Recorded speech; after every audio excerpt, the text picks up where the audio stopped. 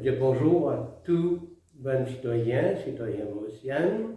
Demain, c'est la fête de l'indépendance de Maurice, pour un très très grand jour, fortement symbolique, la création de notre nation mauricienne. Moi, Carlos Pilet, comme on connaît, je suis un politicien, mais je suis à la retraite maintenant, mais mon corps porte beaucoup d'intérêt à la chose politique. Moi, certainement un observateur des frasques politiques et moi un commentateur de temps en temps à travers la radio. Donc, je suis content puisque c'est l'indépendance de Maurice demain, faire un bref rappel de quand nous sortis et l'île Maurice coloniale et avec ben anglais et un pays qui est de la guerre pour son indépendance pendant beaucoup d'années, pour sortir surtout dans le clivage de l'oligarchie qui typise Maurice à un certain moment et nous sommes indépendants et nous assumons nos responsabilités en tant que pays indépendant et nous-mêmes, nous, chaque citoyen, en tant que citoyen indépendant, et en 1968, et demain, c'est le grand jour. C'est célébrer tout ce qui nous est capable de gagner à partir de l'indépendance. Maintenant, il est bon qui nous faire un constat de ce qui nous crée et ce qui reste à faire, surtout nous besoin de dire qu'il nous passe par une période extrêmement difficile ces derniers temps, et depuis l'année dernière avec la première pandémie, et qui a aussi revenu en 2021. Alors, et certainement, et nous passe par une période très difficile même, parce qu'il nous fait une première pandémie en 2020, et nous pouvons penser qu'il est peu temporaire, qu'il est pour bien vite, mais malheureusement, il est revenu en 2021, mais malgré ça, et fort de bonne richesse qu'il fait créer et après l'indépendance de Maurice, il permet nous quand même montrer nous très résilients, très forts comme une nation. Et aujourd'hui, nous sommes capables de dire que si tout va bien, malgré ce qui peut arriver entre la Russie et l'Ukraine, nous pensons qu'il fort de acquis qui nous est là, nous pouvons sortir de ces difficultés-là en tant que nation unie et souveraine. Ça, c'est bien important. Il faut nous rappeler nous-mêmes, c'est que nos pays, c'est un pays à monoculture, nous dépendons uniquement sur l'exportation du sucre, et qui, mais petit à petit, nous fait diversifier l'économie à travers un leadership politique éclairé à partir de l'indépendance.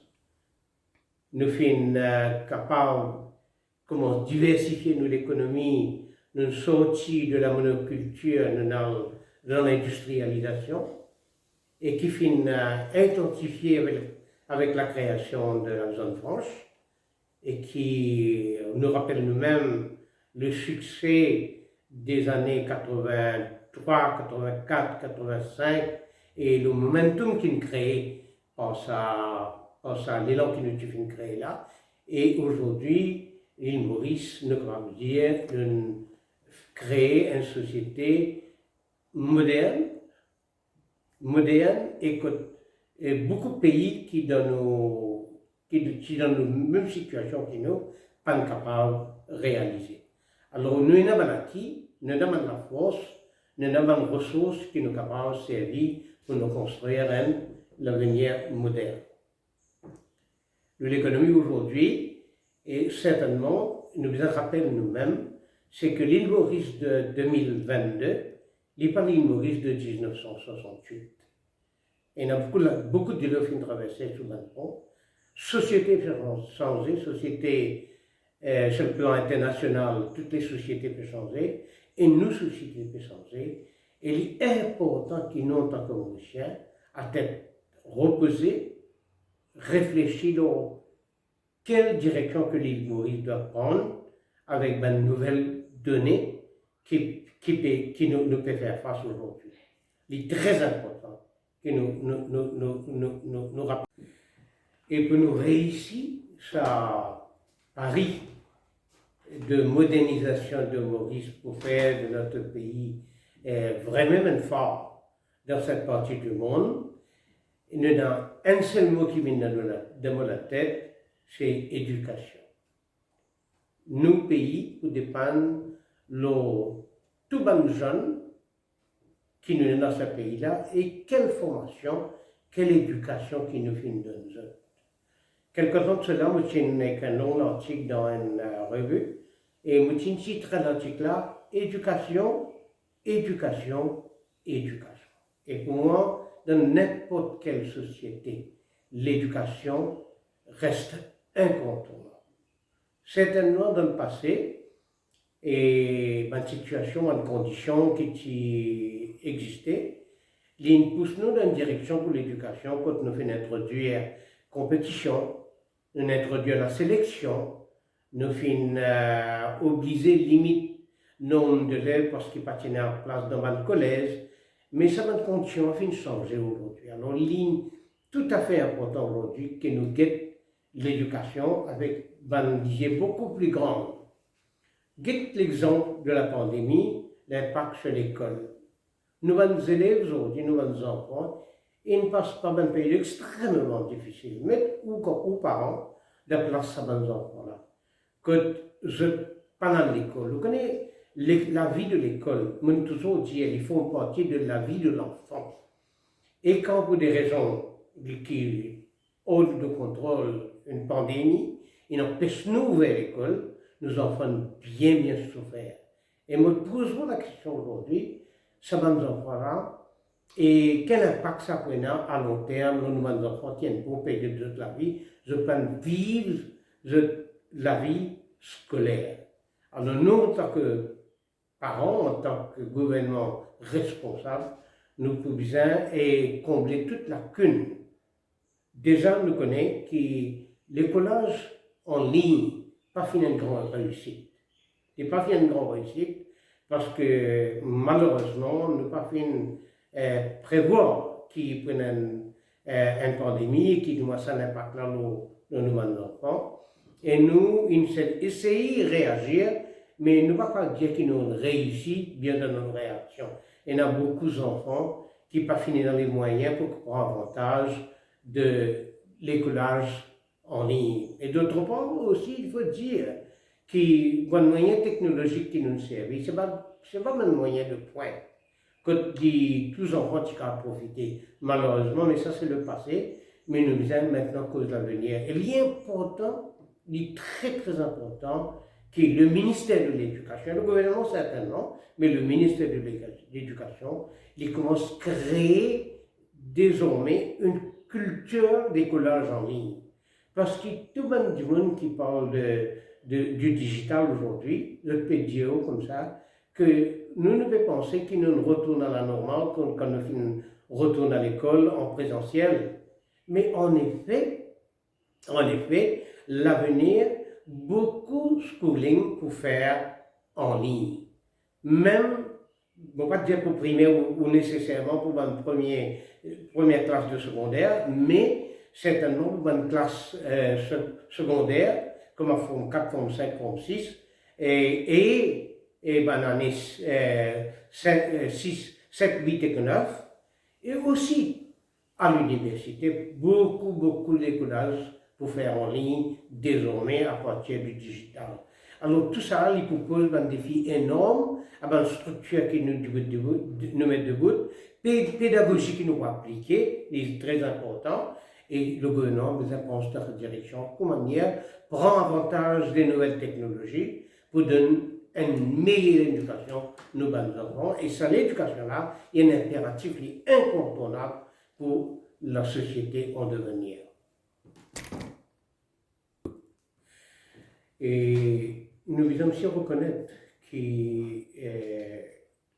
partir de l'indépendance, d'ailleurs, nous, l'indépendance, lui-même, si nous faisons réussir, et un facteur qui finit beaucoup, c'est qu'il finit toujours une collaboration très franche, très directe et très positive entre le privé et le public. Et dans le domaine de l'éducation, certainement, le privé, l'éducation privée nous joue un rôle extraordinaire. Si nous rappelons nous-mêmes qu'en 1976, quand le docteur Angoulame amène l'éducation publique et fait livre non payant au secondaire, ici déjà non payant au primaire, c'était une démarche extraordinaire pour moi et avec valeur historique et qu'il ne faudrait pas oublier du tout l'impact de sa décision-là. L'eau, l'éducation, Maurice. Le privé en secondaire est free et nous félicite le gouvernement en place qui est amène aussi le tertiaire non payant. C'est beaucoup pour faire avancer l'éducation. Mais malheureusement, ce qui se passe aujourd'hui, là, ce qu'on peut constater, c'est qu'il y a un engouement, surtout de la part de la classe moyenne, et à monter l'eau, l'éducation privée. Alors le gouvernement est capable de poser la question qui faire tout ça dans l'école privée, l'école du centre, l'école lycée La Bourdonnais, tout ça dans l'école qui est ouverte en privé là, peut réussir, je peux gagner beaucoup de monde, beaucoup d'élèves, une peu d'autres, il y a une raison pour ça. Et moi, personnellement, sans certainement rendre une espèce de critique négative contre le gouvernement, mais me dire que l'école publique aujourd'hui a certainement beaucoup de choses qui nous besoin et amélioration. Il est important que le gouvernement, la ministre surtout qui de tutelle, prend compte de sa situation d'engouement vers le privé et pose la question qu'il fait et trouve une faille dans l'école publique et amène une correction nécessaire. Ça, c'est un impératif. L'éducation est incontournable pour une société qui a envie de moderniser et qui a envie de vivre dans une société forte. Et dans le domaine économique, si on parle parce que l'éducation, il y a aussi un espèce de corridor pour l'économie et me dire qu'il a fini depuis l'indépendance une collaboration étroite entre le privé et le public. Nous-mêmes, nous, en tant que ministre en 1983, nous mis l'industrie et c'était en collaboration avec le privé qui nous fait capable de réussir nos transitions industrielles. Moi, il y en a maintenant qui m'ont capable de dire là, il y a le professeur Limfad, nous avons Gaëtan Duval lui-même en tant que politicien, nous avons toute l'équipe du gouvernement MSM en 1983, nous avons des gens comme Pipo Fauget, qui est toujours là, nous avons Philippe Chankin, un grand fonctionnaire, Robert Honoré, c'est des gens qui aident beaucoup pour que l'île Maurice avance à travers sa collaboration privée-publique. Et ça, il est continuer. Il ne faut pas une défiance entre le public et le privé. Le secteur privé a un grand rôle dans la construction économique du pays, il donne les facilités. Ils m'ont constaté avec bonheur que ce gouvernement, surtout pendant la pandémie, il fait la bonne chose. C'est soutenir l'emploi à travers un soutien du secteur privé énormément. Ça nous a coûté en termes d'argent, mais avec des bonnes raisons. Et aussi le self-employment scheme que self-employed, qui a un soutien avec le gouvernement, tout cela, il permet sa transition de la pandémie et il amène nous, aujourd'hui, quand nous étions aujourd'hui, que nous pas, même si nous souffrons, même si nous finissons un recul de au moins 14 à 15% dans nos produits nationaux bruts en 2020, mais nous 21 montrer que nous parlions à la situation et 22, nous avons raison de rêver, de respirer et de rêver. Alors tout ça, ce sont des bonnes mesures. Et nous devons reconnaître, quand quelqu'un vient à Maurice aujourd'hui, sa construction, infrastructure qui nous a, un chemin, un pont qu'il peut faire, c'est certainement positif. N'importe qui qui vient de Maurice, après un long ensemble de Maurice, il vient réaliser que Maurice peut changer.